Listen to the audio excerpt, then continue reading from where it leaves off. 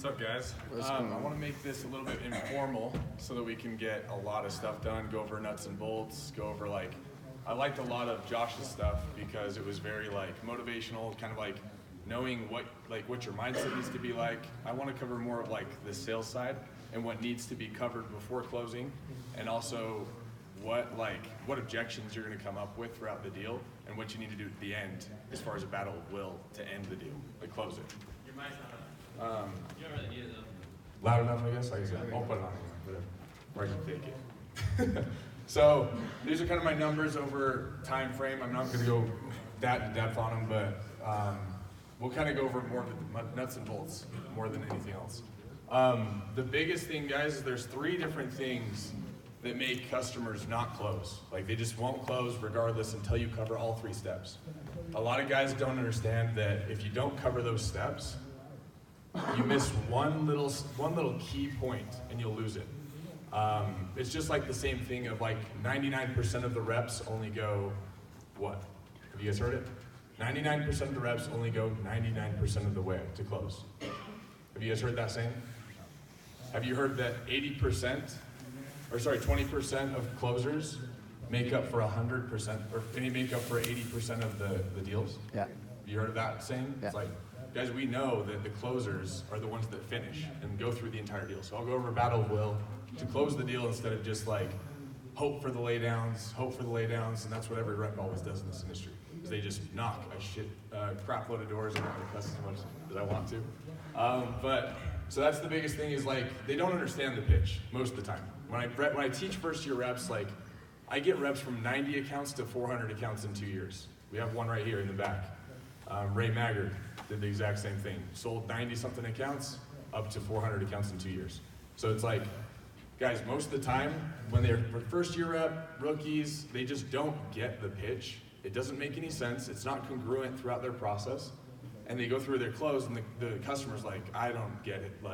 It doesn't make sense why I qualified for it, why I'm getting a free alarm system, or why I'm not paying anything up front. I'm just getting it for free. It's that doesn't make any sense. I need to have a reason of why I'm getting it for free and why I'm just paying a low monthly rate and why I got a good deal. And so they don't understand the pitch. They're mixing the marketing pitch with the crime prevention pitch, and they're mixing it all these different pitches, and the reps get so confused that the customer has no idea what's happening. So that's number one. And then customers not engaged. You already know that when the customer's looking at the floor, they're not answering your questions. The rep's not saying questions to the customer that's easy T-ball questions, answer this. And if they're not answering it, they're not listening to you. So why try and close that person until they're listening to you? So if you know that they're not understanding and you're just going through and rambling, they're not understanding anything you're saying, so why try and close? You're just wasting 30 minutes of your day not closing somebody. So that's a huge point. Also, then obviously we already know that if they don't understand the value of the product, they're not going to close. So we already know that that's a big thing, and I'll go over that a little later. They don't trust you. So Josh went over that a lot. If they don't trust you guys, if you don't have a name list of at least, when I go into a neighborhood, we'll knock a 5,000 person town, a population of 5,000 people, and we'll have a name list of 5, 6 names starting, or 1 to 2 names, or 0 names, and we'll end with hundreds of names, because that name list gets all of your rookies selling. So if you're a manager, regional manager, an owner of a company, whatever, if you're not giving name lists to your rep, you're doing a huge disservice for your teams. That's the reason why I get these rookies that are terrible at sales to literally just say, "Hi, I'm John. I'm with Alder. Who do you know on this list?" And you just go through your name list. That's all they have to do. Go through a name list and they'll close people. And so I'm saying close people, not just get in the house. They'll close them on the door just by saying the correct name that person knows. Just like Josh was talking about a lot. The top guys in this industry always name drop, name drop, name drop. Not only on the door, but when you first start your process inside the house, all the way to closing, all the way to the end of the close, all the way to doing the pre-survey, everything. They need to be name dropping on every step of the deal. If you're not doing that, you've got to just stop your process entirely and just name drop, and you do better, I promise. As far as tense body language, talking too fast, those are the same things that I think everyone kind of knows. Body language of just being fidgety. Not acting confident. When they ask you a question, you're freaking out. You're like, fumbling words. A lot of guys just they don't have the confidence level to just be fun. Like, be themselves. When I'm knocking a white neighborhood, I'm gonna be a little bit more boring. Let's be honest. If I'm knocking a Hispanic neighborhood, I'm gonna talk about food a lot. And they're gonna be super fun, like more fun. I'll dance with them. I'll do stuff that makes them so I can connect with them. So I need to get them to trust me. If I'm knocking a black neighborhood, I'm gonna be way more emotional, way more fun, way more energetic. What's up, dude? What's up? I'm like, I'm gonna have fun. I'm gonna act like I'm from there.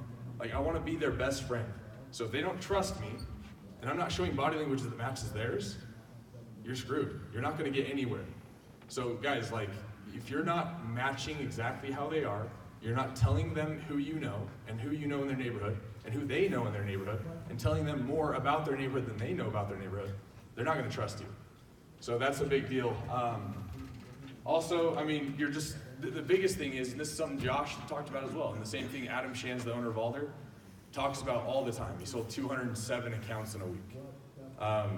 Everyone talks about how that's impossible. They take too much time on the deal. Guys like him take 5 minutes on a deal. If I didn't have to do pre-surveys, guys, this job would be like, you could sell thousands of accounts in a year without pre-surveys. That's half of my deal, a pre-survey. Because I feel like I'm just like wasting time sitting there waiting for this call to be done, you know what I mean? So that's a big deal. Just don't overthink the process, make it shorter, cut it down. The more that you talk, the more they think. The more questions you ask, the more questions they ask, the more confused they get. The more they want to think about how many cameras they want and how many, I want to put 3 on the backside instead of 2, and then I want to put this door lock here. Actually, do I want a door lock? You know what, this is getting a little bit more complicated than I like, so I'm just going to stop. So these are all the reasons why these people just stop. And you're like, wait, I was doing so good, they were interested. And then you don't close it because you just took too long. Cool? All right, the third thing is just they feel pressure, and it's sales anxiety, and people, even the sales rep feels it. If you feel it, they feel it 10 times as much. So if you feel it, they feel it 10 times as much. So when you have a rep in a house that's like, you're asking them questions, and they're starting to like say, well, what's the price? Well, what's the price? And they start feeling that pressure, and you don't relieve it right then, you're going to lose that deal in that second. It's not at the end, at the close. You're losing it right there. It could be like the first 5 minutes of the deal, and you've lost it already. So keep that in mind that, guys, if you're not relieving the pressure, and what I mean by that, ways to relieve pressure are things like talking about their family, BSing about World War II, like that, like Josh said, even though you shouldn't be doing that. If you're a rep that's just starting out or getting better, you need that. You need that. You need to start using little things like that to build and progress. You can't just jump from 0 to 100. I progressed every year. It was 200, then it was 300 my next year, then it was 400, then it was 450, then it was 558, and it just kept going up, right? So you can't just jump 0 to 100. Some people can, but the majority probably don't. I think I would consider myself probably top 0.01% of the industry, and I had to progress. So don't think you're just gonna go 0 to 100. Take step by step. Step by step. Don't rush yourselves. Don't think I'm gonna freaking sell 118 accounts in a week your first year, second year. You know what I mean? You could. Other things are like reps not making the decisions for the customers. If you're not making the decisions for the customers, guess what happens? They make the decisions for you, and they don't close the deal. They start taking control of the conversation. So number one thing, guys, if I'm in a deal and I'm like asking them how many door sensors they want and how many windows they want to have covered, not need to have covered. I'm the professional. If I'm asking them, who's the professional? They are. So I should tell them what they're getting, what I'm giving them. I don't care what they want. I'm the professional. So you guys, that just wastes time and it makes them think. I don't want anything to make them think. I want to do all of that for them. When you're asking for emergency contacts, do you ask them or do you tell them who they're gonna have for the emergency contact? Tell them. You say, you have a son that lives right down the street, don't you? What's his name?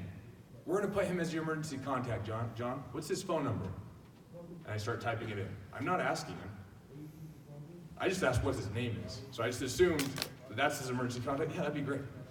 Then you ask, a lot of the guys that are middle tier, lower tier, they're gonna go ahead and ask like, so who would be the next best person to put on there, do you think? And guess how long you spend waiting for them to give you that answer? Too long. You guys spend a long time thinking. They're sitting there asking themselves like, wait, well, what do I want to put for my password? This is just such a hard question. Like, should I put Jesus? No, I'll forget that. And like, you guys go through it in circles and circles. And it's like, dude, just freaking give it to them. What's your favorite football team, John? You see Packers, everything? We're putting Packers for it. They're going to win it this year. We already know that, all the time. So, friction, guys, just keep bouncing back and forth from your process to family and friends. And then keep in mind that your body language, demeanor changes when you're in business mode. You turn to Josh Sutherland's demeanor. If you saw him on stage, that's how you're going to talk. Business, tell them what they're doing, all that kind of stuff. No fun. Go back to personality. I'm going to go, what's up, dude? Holy, you have 3 kids? How do you do it, man? I got 2 and I'm going to drive myself nuts. Like, whatever, like, be fun and get that connection with them. And then, like, get some energy in them. It makes them relieve pressure immediately. If you can get them to laugh, if you're funny, get them to laugh. It'll relieve it immediately. As far as, like, keeping everything simple, like I said, just make sure you're not using too many words in your process. Don't complicate it, that kind of stuff. And then I also want to go over 3 steps of what to do before you close. So not only just the 3 steps of what people say, like when they're not going to close, now it's what to do to close. So the 3 things that I always say is just, first thing you got to know that you have a good relationship. If you don't know that you guys are best friends and that person would call you for a barbecue, you're probably not ready to close. Like, if you feel that awkwardness, like those people that just don't talk the entire deal, you're probably not ready to close. You need to connect with that person on an intellectual way. If they're very, very introverted, you need to connect with them that way. Like, I'm very introverted, but like I can connect with introverts because I know how they're thinking. I'm not like this high energy. I had to develop that over years of just being high energy, have fun, joke with people, that kind of thing. I had to develop it. But if you can connect with every type of personality, then you can build those relationships. A good book to read would Win Friends and How to Influence People. You guys already know that. Like, it's a great book. It's just an old school, perfect book to connect with people. Second thing we talked about a bunch is just name dropping, guys. First thing you do on the doors is name drop. Second thing you do on the doors is name drop. When you get in your house, name drop. When you're dropping different names throughout the whole process. If you want to go a step further, have pictures of every customer in that city. Doesn't even matter if they're from that city. If there's cities nearby, I don't know what areas you guys work. I like the South. I love the South. I love Michigan too, but like the South is my jam. Like, I love it. So when I get in a town of 10,000 people, usually people know people from the other towns around them. So I'll just name drop and throw signs or throw people's pictures up. Like, who do you know on this list?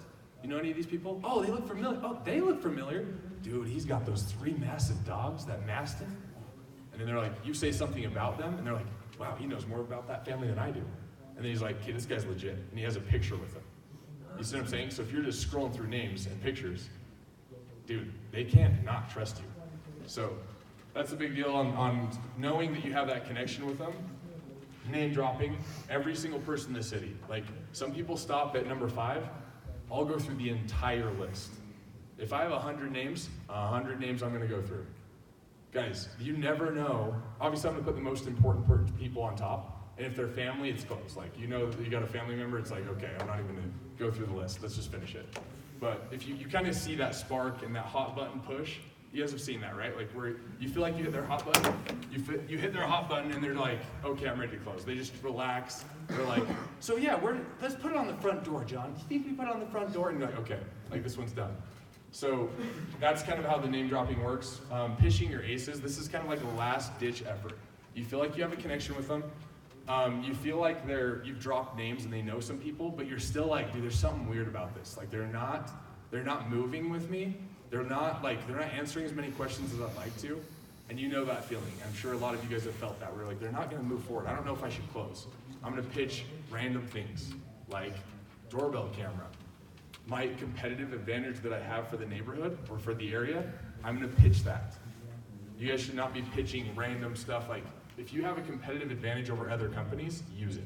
If you feel like all your customers that you guys have set up is a doorbell camera, they love it, throw it up. Just be like, yeah, I mean, since you're qualified under the program, they just provide those little doorbell cameras. I'm sure you've seen them on TV. Everyone's gonna be having them in the neighborhoods. I don't say it's a good hookup, none of that crap. I'm like, they're providing it for everyone that qualifies. And since you're over, like my pitch considers like, if they're over 60 years old, yep, they qualify you for it. We just had a huge problem with these kids targeting a lot of the seniors. And so they just put the doorbells on every single senior's home. And it's like, it's already provided since you're qualified. You're on a fixed income, aren't you? Yeah, you'd qualify for the program then. So you see that kind of, you see that happen. Next thing, guys, so just cover your bases. I would say like the biggest thing is that you can't just sit there and cover billions of objections over and over and over again. I feel like a lot of guys just run in circles. How many of you guys go through a deal and you feel like you're the dang, like you literally just answer question after question and you never get to a close? Do you guys feel that way? Anyone felt that way before where you're just like, you keep answering objections and they're like, yeah, that sounds great, we'll just think about it. Like, guys, if you don't cover those bases, that's what's gonna happen. It's just gonna keep going around in circles and you won't close the deal, okay? One thing I will say is that's logic. That's selling on logic. If you're selling on equipment or logic, you're gonna have about 10% of the people close. Those are the introverted, intellectual, gadget type people that see things and they're like, okay, I wanna do that. I want that because it's logically, it makes sense. The rest of the 90% are gonna be emotional buyers. They don't buy off logic. You guys don't buy off logic. No matter how logical you think you are, you don't. We buy off emotion, how it makes me feel. When I close, it's how does it make me feel to be safe? How does it make me feel when I'm on the road driving and my wife's at home and I get a camera footage of someone walking up to my home? How does that make me feel? That's why I close the deal. It's not because it's logical and it's like, yeah, someone could steal my package. It's like, no, I told him logically that it's gonna take a picture of that person, but emotionally, I'm saying, when someone walks up to your house and you're driving on the road, you're gonna feel safe and know that your wife's there and you know who's at your home. You feel that and you know that someone that should be there. And the one that shouldn't be there, you know. And they're like, that feels good. Like, that makes me feel good. That I can not have to worry about that. So make sure that you guys are covering emotionally. You're not going intellectually, okay? People don't, when you're going over like, this is something I wanna give, as far as like, that emotional transition. A lot of differences I would say is like, if I'm talking intellectually, it's like just talking about equipment. Like a lot of sales reps, especially like, you know, automation, they'll just say the equipment and they'll think it's gonna close them. And they will, they'll close that 10%.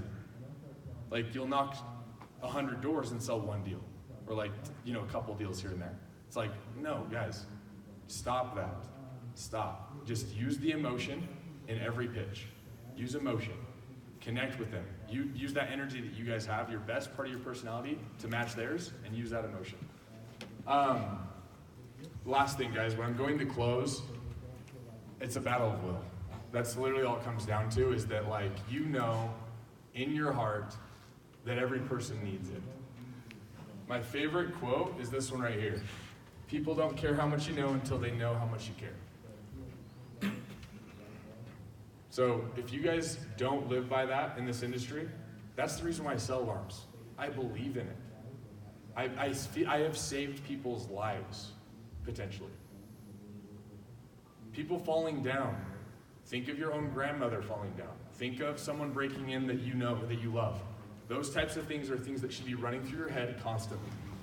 If you're not letting that run through your head constantly, you will not sell 400, 500, 600 accounts. I promise you that. Once I hit that mark, a lot of people will ask, like, what was the difference from 400 to 550, 558? Caring, just caring more, just care, love them. Love every person, not only the product, but care about each individual you talk to. I truly want to make best friends with every person that I come in contact with. I act like it's a dating scenario where I'm like, literally, I just want to be like, I want to love this person. I want to love everything about them. Even if I don't get along with them, I want to love them. So guys, love people that you work with. Stop being so standoffish. The more comfortable you are with them, they're comfortable with you. So don't be standoffish. The more stupid pitches of like, oh, hey, how's it going? I'm Connor, licensed by the city and state, in charge of the crime prevention. It's just like standoffish. Guys, you're building a wall for yourself. In the house, when you're talking like that, you're building walls. You're just putting up more and more walls.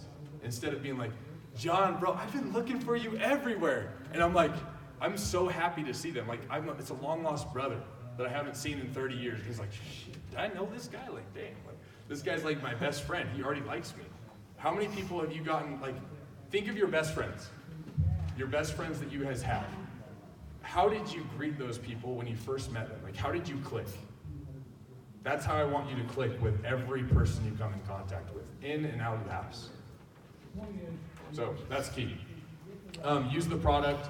Know that, guys, we have the most push out of any product. Guys, we can use emotion more than any product in door-to-door. Prove me wrong. We're protecting the most important thing in anyone's life is their family. Okay? So if you know that you have the most important product, which is the reason why I sell alarms, then why not push it? Push the hell out of it. Feel good about it. Feel good about how hard you're pushing these people. You're not pushing them, you're helping them. You're like pulling their hand, you're like, hey, you know this is the best decision. We're not gonna let you wait. I'm not gonna let you wait to make a bad decision and wait and wait and wait until something happens. And you can close on those things, and like once you've built all those three things and covered those bases, guys, you've already got a perfect relationship. They're going to close. They're going to close. And that one-liner that you throw in at the end, it's like, it's meaningful. It's not just written on the manual and you're saying it, it's meaningful.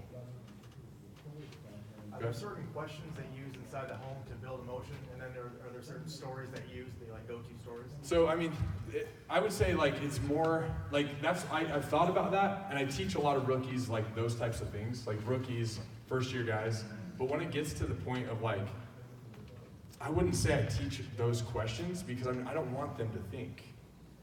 You see what I'm saying? Like I can use some stories, yeah, true. I don't really use stories very often, except for their neighbors. So I use their stories of their neighbors. If I don't have any stories, then I need to use my own, right? We'll go over that in a minute after I finish. I'm almost done, so I'll be able to go over that. Anyway, so I think I'm pretty much done anyway, so I got like, yeah, just takeaways really about what I just went over already. This is kind of like just covering all the bases. But same thing as Josh said, closing is a mindset, guys. If you decide you're gonna close before you close it, that's much better. Like, stop deciding when you're in the house that you're gonna close it, and just know which houses you're gonna sell. When I go through my neighborhood, I knock the most likely closes, and I usually close about 80% of them, 80 to 90% of them. When I see the houses, I'm like, that's a deal, that's a deal, that's a deal, that's a deal, that's a deal. I'm gonna close all of those. And it's like, guys, when you have your favorite look of the day, it's all about just saying like, hey, it's a ramp with with oxygen in use, whatever you guys like to knock it. I like older people, I get along with them. So I'm gonna use those. I'm gonna go for those houses just because I know that that's my highest percentage of closing. So it's like, I'm just gonna find those homes and I'm gonna decide I'm closing that deal. It's not just, oh, I hope I get it, or I'm gonna try my best on this door. Like, you know you've already closed it. So just decide that beforehand. Closing is not about the words, it's about how you make them feel. Same thing we just went over. And then covering your bases, care about them, learn to build a trust, how to win friends and influence people. Same stuff that we just went over. Now I'll kind of go over a lot of questions just because I want to, how much time do I have? 10, 20 is what I have? Yeah, you got almost 10 minutes. Okay, cool. Let's just go over questions then. And we'll go over like, so that first question you had about questions I used to build need. I just go to the basics. Like if you had to think about it, John, what's the biggest concern between fire, medical, and burglary? And they tell me the one that's most important to them, fire, burglary, medical, and I build need on that based on an emotional story. Them getting broken into, the back door. Like, so they say burglary, and I say, really, John, why do you say that? Why do you say burglary? Everyone's been saying that in the neighborhood. Actually, Janet just said that next door. Why do you say that? And you say, why do you say burglary? Everyone's been saying that, man. It's crazy. I've heard some break-ins recently. You're not kidding, man. That's exactly what I would say. Honestly, if it were my house, I would say burglary too. I mean, you're a smart guy for thinking that. Because God forbid it were to happen. I know you work quite a bit. God forbid you're at work on Sunday or on Saturday, and your wife's at home, family's home, God forbid someone comes through a door, back window, front door, where would you say would be the easiest place to get into, do you think? Because everyone's been saying the back. But what? Yeah, that's what everyone's been saying in the neighborhood. Actually, Janet Jackson, name off a bunch of neighbors, right? I'm still name dropping, guys. The whole deal. Yeah, actually, Janet just said that. Why do you say the back door? The back sliding door just gets like glass. It's dark. It's dark back there at night. Yeah, okay. I can see why you'd say that. If it were my house, I'd say the same thing. So God forbid, John, let's say they did come in through that back door. There's going to be a little sensor that sits there. And you're at work. It's going to trip. We're going to come over a big alarm panel that sits on the wall, and we'll say, get out of the house. We hear you. The police are on their way. This siren's going off very loud to where everyone in the neighborhood's hearing it. How long do you think that guy's going to stay in the house, John? Not long. So when we come over to the panel, we're also talking to people in the home, saying, is everything okay? What's going on? What's your verbal password? What would you want to use for your verbal password if it did go off? Because you believe in Jesus, don't you? You better. Let's put Jesus on there. So close. Cool. Choose it for him, guys. So then I'm going to my closing. I'm like already done. He's already built the need for him. And I'm like, okay, John, you get a call. Who else would you say would be the best person to call? Because you said he had a son that lives right here. What's his name? And his phone number? Cool. We'll put him on there. So if you don't answer, obviously John's going to answer his phone, right? And so I'll just like grab his name and go to closing. Boom. So I've already built that need based on him traveling, going to work. He sees himself being at work, getting a phone call, the alarm going off. All the neighbors are knowing what's going on. He's like, cool, that's nice. And he'll either react or not. He doesn't react to it. Like now, the other problem we've been running into, John, is you had a lot of these kids, and I said the doorbell thing, right? So the doorbell thing, I'll throw that out there. That's one of my 3 things, like just throwing out my aces. The things that are like, people usually are attracted to, whether it's like, if you're in a neighborhood that everyone loves their door locks, throw it out there. If you're in a neighborhood that they're obsessed with doorbell cameras, which is right now, doorbell cameras is the thing. So I'm gonna throw that out there. Like, guys, throw what people want. So if you're gonna throw out a doorbell camera, just don't make it a big deal. Don't tell them it's like a hookup, or I don't like that. They're getting it. They get it. Everyone gets the program. It's provided for you. They just drop the rates to basically nothing where everyone can afford it. That's my pitch. And basically nothing is $50, dude. $60. It's basically nothing to protect your home and family. So I'm not like, I don't make it a big deal. But anyways, that's my main one. So it's, if you had to think about it, John, fire, medical, burglary, and then it's what part of the home is the easiest to get into, the most vulnerable. Those are my 2 questions I use pretty much. One of the main things that I do on the doors is I find people that are reciprocating my energy, and that's one of the things that I saw in Josh, right? I don't really waste any time. It's literally, you could tell who's going to be actually matching your energy right away. Is that something that you do also? I'm assuming in order for you to do the 400 theirs. plus. I don't want them to match mine. So you do the mirror? You need to become more dynamic on who you can match. People need to become my dynamic. Stop thinking that you sell who you're like. I sell them. I don't care what I'm like. I can be a chameleon. If you're not a chameleon, you're not going to sell the masses. So you're looking for the no's to turn into yes, or you're looking for the maybes to turn into yes? If they're saying no, guys, that doesn't matter to me. They're not really thinking that. That's their emotions talking. They're not really thinking no. If I hear it 3 times, it's the same thing with Josh. If I hear it 3 times, they're like, no, they're being mean. Yeah. They're being like standoffish, pushy, even though when I'm like joking with them, I'm vibing with them, trying to vibe with them. Like even the meanest people in the neighborhood, I can vibe with them and get them to like agree with me on something. If they're not agreeing with you on anything, I'm like, peace out, dude. Cool. Like I can't even get you to agree on anything. That's crazy. Like you can't agree with me that the sky is blue or it looks blue. Like, will you agree with me on that? Like, dude, like if you can't agree, then I'll leave. That's fine. But like, that's just a stubborn person. So, but yeah, I hope that helps. Yeah. What was the balance between you being a professional inside house saying you need this, and actually asking them question, what would be a priority for you, what would make you feel comfortable? So, yeah, that's a good question. If you're a professional in this industry, like in the security, I mean, we're licensed in states that we work in, right? We've taken tests. Guys, you might not think this is a profession, but it is. It's like, guys, you are the security consultant for them. So if I'm in their home telling them how their house needs to be protected, guess what happens when they start taking orders from me? When I go to close, what happens? They take orders from me. If you let them do what you just said, what happens? You're taking orders. They choose when they get the system. Urgency's not built. See what I'm saying? It's funny because this was mastering closing and building urgency. Guys, it all comes in together. So it's like if urgency just comes based on how I'm talking to the person. So if I'm like telling them to do things, telling them what's being put in the home, they already know that that's how it's going to go. I've already taught them the rules of the game, and they're going to match my rules.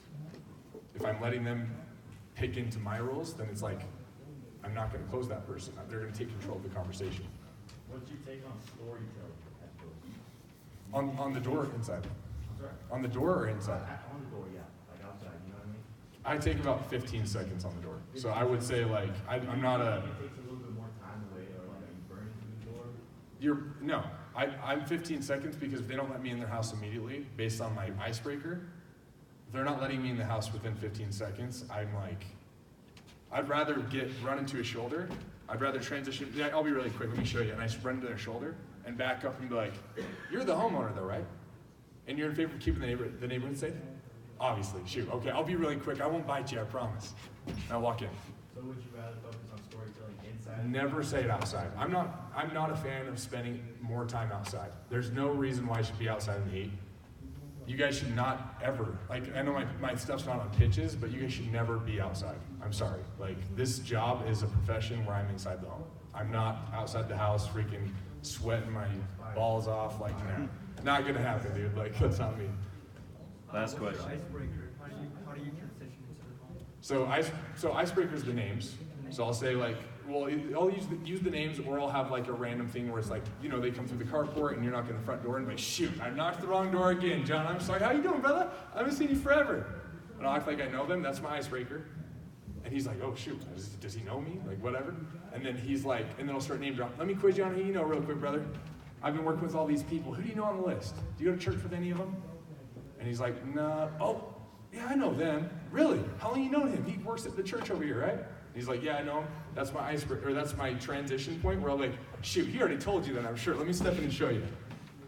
I haven't said anything. So they have no clue. No clue what I'm doing. They just know I've worked with their neighbors, and I'm a cool guy. I don't need them to know anything else. They will let me in. If they stop me, I'm prepared.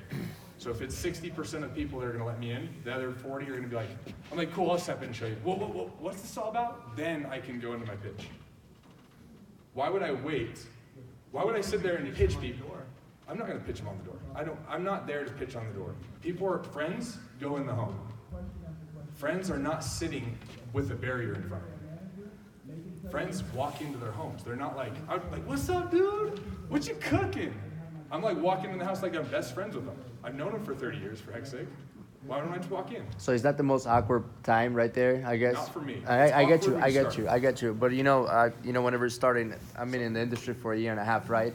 And making the transition on the door was the first thing in the summer. Was the most, I guess, awkward time. You know, right before. I mean, whenever you build value and all that, and ask for the check, that's usually the other time when most people think it's awkward. But it's only awkward if you make it awkward, right? 100%. So it's just practice. Yeah. It's just practice of like overcoming that awkward feeling of being like, dude, just feel comfortable with people. Try talking to these people. Like, what's up, dude? Talk to random people and feel normal. Like, feel like natural when you're just talking to random people. So you use the adage of outside you're a pest, inside you're a guest. Exactly. Don't waste your time outside. Hey, sorry about that. All right. Hey, thanks, guys. Honor. Thank you.